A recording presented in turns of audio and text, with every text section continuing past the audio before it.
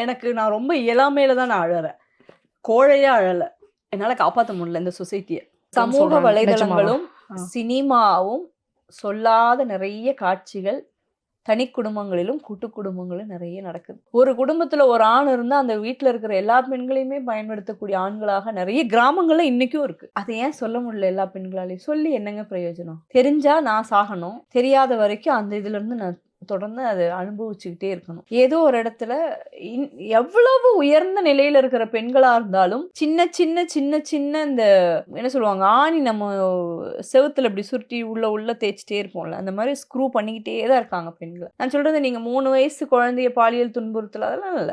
அதுக்கும் கீழ இருக்கிற குழந்தைங்களையே நீங்க என்னலாம் பண்ணக்கூடாதோ அதெல்லாம் பண்றாங்க. நம்ம அதெல்லாம் கேள்வி கேட்கறது இல்ல. நெறைய இடங்கள்ல நம்ம பார்க்குறோம். அதெல்லாம் பார்க்கும்போதே நமக்கு வந்து இப்படிப்பட்ட ஒரு சமுதாயத்துல தான் வாழ்றோமா? அப்படிங்கிறதெல்லாம் ரொம்ப கஷ்டமா இருக்கும். ஏன்னா, நான் ஒரு பொண்ணு.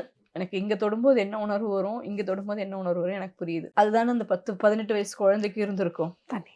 அதே தானே வந்து இந்த 8 வயசு குழந்தைக்கு இருந்திருக்கும். யோசிச்சு பாருங்க.